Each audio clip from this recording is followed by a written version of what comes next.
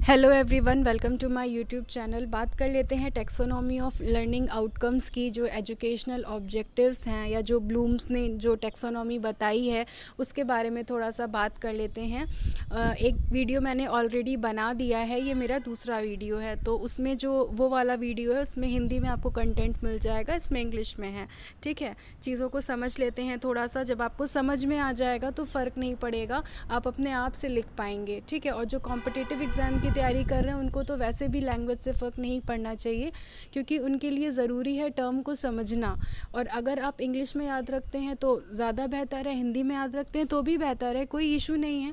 बस बात यह है कि आपको समझ में आना चाहिए। अगर आप समझ लेंगे तो फिर कोई फ़र्क नहीं पड़ता है कि मैटर इंग्लिश में है या हिंदी में है। ठीक है, तो चलते हैं। 1956 में बेसिकली ये इनके बारे में जो डोमेन्स हैं ये बताए गए थे, और बाद में 2001 में जो है इनको रिवाइज्ड किया गया था। ये बात हम कर चुके हैं। तो कॉग्निटिव जो डोमेन है, जो आपके कॉग्निटिव ऑब्जेक्टिव्स हैं, जिनको हिंदी में क्या कहते हैं, संज्ञानात्मक उद्देश्य, इनके बारे में बात कर लेते हैं। ये आपकी जो रिकॉल, आपकी जो रिकॉग्निशन है उसके बारे में बताते हैं। आपकी जो इंटेलेक्चुअल एबिलिटीज़ हैं, आपकी जो मेंटल स्किल्स हैं, उनके बारे में ये बताते हैं। क्योंकि इसमें चीज़ों को आपको याद रखना होता है, उनका प्रत्यय स्मरण करना होता है, उनको रिकॉल करना होता है, रिकॉग्नाइज़ करना होता है अपने दिमाग में, अपने मस्तिष्क में, अपने कॉग्निशन में। सारी चीज़ें आपको अपने संज्ञान में रखनी होती हैं। 6 स्टेजेस की बात की गई है। 1956 में पहले बताया गया था, बाद में 2001 में इसको रिवाइज़ किया गया था। तो क्या रिवाइज़ किया गया था ये हम समझ लेंगे, है ना। पहले देख लेते हैं। जो 1956 में बताए थे वो नाउन उसमें थे, और 2001 में उसके वर्ब फॉर्म के बारे में बताया गया था। ठीक, तो नॉलेज क्या है? नॉलेज जो चीज़ें, जैसे अभी आपको नॉलेज मिल रहा है, अभी आप चीज़ों के बारे में जान रहे हैं, अभी तक आपने नहीं पढ़ा था, अभी तक बिल्कुल भी इस टॉपिक के बारे में जानकारी नहीं थी। जैसे जब बच्चा पहली बार जाता है ना, ABCD पढ़ता है, 1 2 3 4 पढ़ता है, 2 1 ज़ा 2 पढ़ता है, आ ई पढ़ता है। वो क्या करता है, इन चीज़ों की नॉलेज लेता है, जानकारी लेता है, फिर उन चीज़ों को रट लेता है, याद कर लेता है। क्योंकि जब तक उसे ये सारी चीज़ें नहीं याद होंगी तब तक वो आगे रिदम कैसे बनाएगा। कैट, मैट, रैट और बहुत सारी जो वर्ड्स होते हैं, जो नेम होते हैं, उनकी स्पेलिंग्स होती हैं, सारी चीज़ें रिमेंबर तभी कर पाएगा ना, तो जब पहले सारी चीज़ों का नॉलेज ले लेगा। ठीक है, उसके ऊपर चलते हैं। जब आपको उन सारी चीज़ों का नॉलेज हो जाएगा, जब आपको सारी जानकारी मिल जाएगी, सारी चीज़ों के बारे में आप जान लेंगे, तब आप उन चीज़ों को अंडरस्टैंड करने लगेंगे, कॉम्प्रिहेंशन करने लगेंगे। जैसे अभी मैं आपको समझा रही हूँ, तो आपको अगर ये चीज़ें समझ में आ रही हैं तो फिर आप उन चीज़ों को अच्छे से समझ पा रहे हैं ना। क्योंकि आपके अंदर जो पहला स्टेप है, आपने जो नॉलेज वाला स्टेज है उसको आप पार करके आए हैं। आप टीचिंग क्या है, एजुकेशन क्या है, साइकोलॉजी क्या है, एजुकेशनल ऑब्जेक्टिव्स क्या हैं, बहुत सारी चीज़ों से आप चिर परिचित हैं। बहुत सारी चीज़ों के बारे में आपको नॉलेज है, आपको जानकारी है, आपको पता है कि अब आप जो नेक्स्ट स्टेप क्या समझना है, आप उस चीज़ को समझ रहे हैं। ठीक है, तो वो क्या हो गया, अंडरस्टैंड हो गया, है ना। तो यहाँ पर ये चीज़ ध्यान में रखने वाली है कि आप एक, ये हायरार्की क्रम है, आप एक क्रम में ही बढ़ेंगे, कूद कूद कर नहीं जाएंगे। सबसे पहले आप ज्ञान ग्रहण करेंगे, उसके बाद आप उन चीज़ों को समझेंगे। ठीक है, समझने के बाद हम क्या करते हैं भाई, हमें कोई चीज़ समझ में आ जाती है तो हम उसको क्या करते हैं, अप्लाई करते हैं। अप्लाई करने से ही पता चलता है कि हमको वो चीज़ें समझ में आई हैं कि नहीं आई हैं, तो उसको क्या कहते हैं, एप्लीकेशन। जैसे जब आप जैसे मान लीजिए कि आपने स्टार्टिंग में मैथ्स के कुछ फॉर्मूले थे, ठीक है, उनके चीज़ों के बारे में आपने पहले जाना, टेबल्स के बारे में आपने जाना, भाई ये टेबल होती है, इस तरीके से चीज़ें होती हैं। फिर आपने उनके फॉर्मूले को समझा, इनके कंसेप्ट को समझा, फिर आप उनके बेसिस पे क्वेश्चन सॉल्व करने लगे, आपने उनको अप्लाई करना सीख लिया। सिंपल सी बात हो गई। ठीक, इसके बाद बात आती है एनालिसिस की। एनालिसिस जो है वो ये कहता है विश्लेषण की। जब आप चीज़ों को प्रयोग करना सीख जाएंगे, जब आपके व्यवहार में, आपके बिहेवियर में निपुणता आ जाएगी, सारी चीज़ें आप सीख जाएंगे, तो आप जो एलिमेंट्स हैं, जो कंपोनेंट्स हैं, उनका विश्लेषण करना भी सीख जाएंगे। जो एलिमेंट्स हैं वो कौन से हैं, उनके मध्य आप रिलेशन भी बना लेंगे, उनको आप आइडेंटिफाई भी कर लेंगे, उनको आप अलग तरीके से समझ भी लेंगे। ठीक है, तो फिर आप उनका एनालिसिस करेंगे। एनालिसिस के बाद चीज़ें पता चलेंगी कि वो कितना सही है और कितना गलत है। ठीक, सिंथेसिस की बात हम इसलिए नहीं कर रहे क्योंकि 2001 में इसको क्या कहा गया, क्रिएट कहा गया। मतलब पहले आप चीज़ों को एनालाइज करेंगे, सारी चीज़ों को अलग अलग करके समझ लेंगे। ओवरऑल जब आपने एनालिसिस कर लिया, सारे जो तत्व थे और जितनी चीज़ें थी उन चीज़ों के बारे में जब आपको समझ में आ गया, तो तुरंत आप इवैल्यूएशन की प्रक्रिया करेंगे, फीडबैक जानेंगे कि वो सही है या गलत है।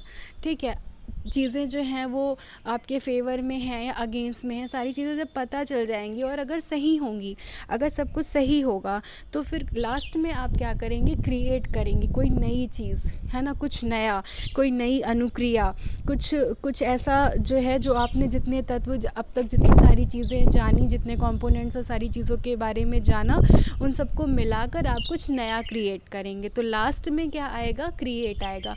जबकि 1956 में ये कहा गया था कि हम एनालिसिस कर लेंगे, उसके तुरंत बाद हम सभी चीज़ों को जोड़कर एक नई चीज़ क्रिएट करेंगे और लास्ट में इवैल्यूएशन करेंगे। लेकिन 2001 में क्या हो गया कि हम पहले एनालिसिस कर लेंगे, तो उसके बाद इवैल्यूएशन करेंगे कि वो जो चीज़ें जो हमने एनालिसिस की हैं उनका रिज़ल्ट वो सही है, उसके बाद हम क्रिएट करेंगे। ठीक, तो ये बात हो गई इसकी। ये सारी चीज़ें आपको समझ में आ गई होंगी, वही सारी चीज़ें लिखी हैं, नोट कर लीजिएगा। आपके सब्जेक्टिव आंसर के पॉइंट ऑफ व्यू से आपके पास मटीरियल भी कुछ होना चाहिए। ठीक है, तो फिर आप इन सारी चीज़ों को नोट कर लीजिए। उसके बाद कुछ बिहेवियरल टर्म्स हैं, है ना, कॉम्पिटिटिव एग्ज़ाम्स में भी पूछे जाते हैं और आपको पता भी होने चाहिए कि कौन कौन से बिहेवियरल टर्म्स होते हैं, इनके जो बताए गए हैं इन्होंने।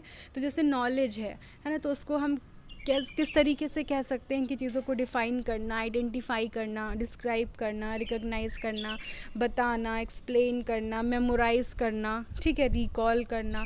अंडरस्टैंडिंग में क्या आएगा, जब आप चीज़ें समझ जाएंगे तो आप उनको समराइज़ करने लग जाएंगे, क्लासीफाई करने लग जाएंगे, आप कंपैरिजन करने लग जाएंगे, सिमिलैरिटीज़ बताने लग जाएंगे। ठीक, फिर जब आप अप्लाई करने पर आ गए तो फिर आप चीज़ों को सॉल्व करेंगे, चेंज करने की कोशिश करेंगे, रिलेट करेंगे, कंप्लीट करेंगे, डिस्कवर करेंगे, कुछ नया ट्रांसफॉर्म करेंगे, एनालाइज करेंगे फिर चीज़ों को, उसके बाद इवैल्यूएट करेंगे और उसके बाद क्रिएट करेंगे।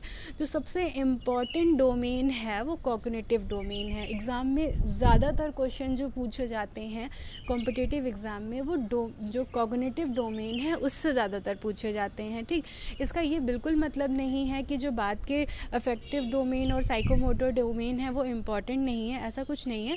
लेकिन एक अगर जो प्रीवियस नॉलेज के आधार पर हम बात करें, प्रीवियस क्वेश्चंस के आधार पर, प्रीवियस ईयर जो क्वेश्चंस हैं उनके आधार पर अगर हम बात करें, तो कॉग्निटिव से ज़्यादा क्वेश्चन पूछे जाते हैं। ठीक, अब बात कर लेते हैं अफेक्टिव डोमेन कौन से होते हैं।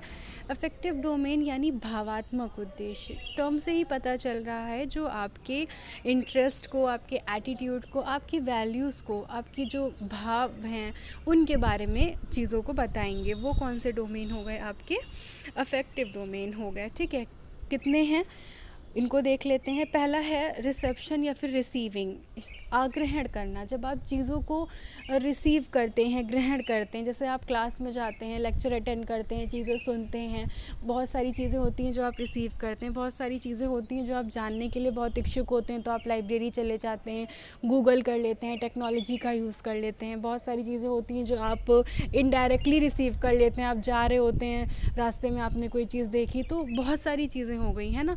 तो ये क्या चीज़ हो गई, ये डिपेंड करता है कि आप कितने विलिंग हैं, कितने आप चीज़ों को सीखने के लिए विलिंग हैं। ठीक है, उसके बाद जब आप चीज़ें रिसीव कर लेंगे, ग्रहण कर लेंगे, तो आप रिस्पॉन्ड करना भी सीख जाएंगे। जब आपने बहुत सारी चीज़ों को सीख रखा है तो आप ईगरली पार्टिसिपेट करने लगेंगे चीज़ों को सॉल्व करने के लिए, चीज़ों के प्रति रिस्पॉन्स करने के लिए। ठीक, इसके बाद बात आती है वैल्यूइंग की। जो वैल्यूज़ आपके लिए इम्पॉर्टेंट हैं, जो वैल्यूज़ आपके लिए वर्थ रखते हैं, जिन चीज़ों के बारे में आप जिन चीज़ों को ज़्यादा प्रायोरिटी देते हैं, जिन चीज़ों में आप सबसे ज़्यादा बिलीव करते हैं, जिन मूल्यों को, जिन वैल्यूज़ को आप एक्सेप्ट करते हैं, वो सारी चीज़ें इसमें आ जाएंगी। इसके बाद ऑर्गेनाइजेशन की बात आती है। तो जब आप जिन मूल्यों को आप एक्सेप्ट करते हैं, ठीक है, उनको आप क्या करेंगे, ऑर्गेनाइज्ड करेंगे। सारे मूल्यों को आप एक साथ लाकर, जो डिफरेंट वैल्यूज़ हैं, जो उनके बीच में जो resolving conflicts between them and building an internally consist value system, आप सारी चीज़ों को क्या करेंगे, व्यवस्थित करेंगे, आपके मूल्यों के बीच में जितनी भी जो चीज़ें सिमिलैरिटीज़ हैं या जो तुलना है या कुछ विवाद हैं, उन सभी चीज़ों को आप ख़त्म करके जितने भी आपकी जो वैल्यूज़ हैं उनके बीच में आप क्या करेंगे, कोऑर्डिनेशन बैठाएंगे, सारी चीज़ें करेंगे। उसके बाद कैरेक्टराइजेशन बाय अ वैल्यू और अ वैल्यू कॉम्प्लेक्स। जब आप सारी चीज़ें ऑर्गेनाइज कर देंगे, सारी चीज़ें कर लेंगे, तो ये सारी चीज़ें जो होंगी आपके द्वारा निर्मित, जो ये ऑर्गेनाइज्ड वैल्यूज़ होंगी, ये आपके व्यवहार को, आपके बिहेवियर को संचालित करेंगी। ठीक है, आपकी जो जीवन शैली है, आपके जो पूरी की पूरी जीवन शैली है, दिनचर्या, जिस तरीके से आप बात करते हैं, जो भी चीज़ें करते हैं, इन सारी चीज़ों में परिलक्षित होने लगेंगी ये वैल्यूज़। ठीक, तो ये क्या हो गया, कैरेक्टराइजेशन बाय अ वैल्यू और अ वैल्यू कॉम्प्लेक्स। ठीक, साइकोमोटर डोमेन कौन से होते हैं, जिनको हम कॉग्निटिव डोमेन भी कहते हैं। क्रियात्मक उद्देश्य या हमारे जो कौशलात्मक उद्देश्य होते हैं, जिसमें मोटर स्किल्स और इन सारी चीज़ों की बात की जाती है, ठीक है, वो आएंगे। Face to face teaching with in the overall work frame of distance teaching can ensure learning of this kind. तो जैसे कार चलाना, साइकिल चलाना, ठीक है, जो चीज़ें इस तरीके की हो गई। इनके कुछ कैरेक्टरिस्टिक्स हैं, रिस्पॉन्स चेन्स, मूवमेंट कोऑर्डिनेशन और रिस्पॉन्ड पैटर्न। जितने जैसे आपके मस्कुलर मूवमेंट्स हो गए, swimming, driving, writing. Movement coordination हो गया, आप जो चीज़ें हैं उनके जो आपके परसेप्शंस हैं और जो मोटर स्किल्स हैं उनके बीच में क्या करेंगे, एक कोऑर्डिनेशन बनाएंगे। ठीक है, जैसे राइडिंग जब आप करते हैं, जब आप बाइसिकल चलाते हैं, तो वो सारी चीज़ें आप उनके बीच में कोऑर्डिनेशन बनाते हैं। रिस्पॉन्स पैटर्न ये हो गया कि जैसे ही आपके सामने जो स्टिमुली आएगी उसके लिए आप रिस्पॉन्स करेंगे। जैसे कि for example, a child can ride a bicycle और motorcycle without making an error. क्यों? क्योंकि अब तो वो सारी चीज़ें सीख चुका है। अब उसने पहले देखा, सीखा, सारी चीज़ों के बारे में जाना, कोऑर्डिनेशन बैठाया, अब वो चलाने लगा है ना, तो वो सारी चीज़ें हो गई। तो जो भी स्टिमुली है उसके प्रति वो उचित प्रकार से रिस्पॉन्स करने लगा या रिस्पॉन्स करना सीख गया। ठीक, अब इसकी स्टेजेस कौन कौन सी हैं? तो पहला क्या है, परसेप्शन मीन्स क्या हो गया, प्रत्यक्षीकरण। जो आपकी जो अवेयरनेस है, ठीक है, आपके जो सेंस ऑर्गन्स हैं, आप कितने अच्छे तरीके से चीज़ों के बारे में अवेयर हैं, जानना चाहते हैं, वो सारी चीज़ें, आपके इंटरेस्ट और आपकी अभिप्रेरणा बहुत ज़रूरी है चीज़ों के बारे में जानने के लिए। आपकी ज्ञानेंद्रियां जागरूक होंगी, क्योंकि आपके जो सेंस ऑर्गन्स हैं वो पूरी तरीके से अवेयर होंगे, आप चीज़ों के बारे में जानने के लिए बहुत ही अवेयर रहेंगे। उसके बाद क्या है, सेट क्या है, जब आप सारी चीज़ों के बारे में तो जान लेंगे, विद्यार्थियों की जो मांसपेशियां हैं वो क्या हो जाएंगी, क्रियाशील हो जाएंगी। और फिर जब वो क्रियाशील हो जाएंगी तो फिर किसी भी चीज़ में पार्टिसिपेट करने के लिए, है ना, आप पार्टिसिपेट करेंगे, आप एक्शन लेंगे, आप सारी चीज़ें करेंगे। ठीक, हर चीज़ में आप समायोजन बैठालकर उन सारी चीज़ों को करना सीख जाएंगे। गाइडेड रिस्पांस मतलब हो गया निर्देशित अनुक्रिया। अब आपको सारी चीज़ें पता हैं, अब आपकी जो थिंकिंग है, वो आपकी थिंकिंग, आपका जो लेवल है, सारी चीज़ें हैं, सोचने का तरीका है, प्रॉब्लम्स को सॉल्व करने का तरीका है, आपको स्टिमुली के प्रति किस तरीके से रिस्पॉन्स करना है, तो आप गाइडेड रिस्पॉन्स करने लगेंगे। मतलब निर्देशक की आज्ञा के अनुसार आप रिस्पॉन्स करने लगेंगे। आपकी जो मांसपेशियां हैं वो पूरी तरीके से क्रियाशील हो जाएंगी। ठीक है, तो जब आपके सामने कोई स्पेशल स्टिमुली या कोई स्पेसिफिक स्टिमुली का प्रेजेंटेशन किया जाएगा तो आप उसके लिए भी प्रिपेयर होंगे, उसके प्रति क्या रिस्पॉन्स करना है आप वो करने के लिए भी पूरी तरीके से प्रिपेयर हो चुके होंगे। मैकेनिज़्म ये कहता है, यंत्रीकरण, कि जब हम किसी स्टिमुली के साथ कोई रिस्पॉन्स करना सीख जाते हैं, है ना, तो जब वो चीज़ें हम सीख जाते हैं, वो चीज़ें हमारे अभ्यास में आ जाती हैं, प्रैक्टिस से हम उन चीज़ों को अभ्यास में ले आते हैं, तो वो क्या हो जाती हैं, मैकेनिज़्म हो जाती हैं, यंत्रीकरण हो जाता है ना। ये बात किसमें की थी हमने, ये बात हमने की थी थॉर्नडाइक की थ्योरी में भी। हमने आपको बताया था ट्रायल एंड एरर की, आप भाई ट्राई करते रहते हैं, एरर करते रहते हैं, प्रयास और त्रुटि के द्वारा आप चीज़ों को सीखते रहते हैं। ठीक है, इसके बाद क्या हो गया, कॉम्प्लेक्स ओवर रिस्पॉन्स, यानी कि जो कॉम्प्लेक्स अब सिंपल से कॉम्प्लेक्स की ओर आ गए हैं ना, तो कॉम्प्लेक्स ओवर रिस्पॉन्स, जटिल कार्यों को पूरा करने से संबंधित जो व्यवहार है, जो कठिन काम है, उनके प्रति क्या अनुक्रिया करनी है, वो सारी चीज़ें अब आपके अंदर आ जाएंगी। जो कॉम्प्लेक्स मूवमेंट पैटर्न्स हैं उनको आप परफॉर्म करने लगेंगे, और इसी के साथ हमारे डोमेन ख़त्म होते हैं।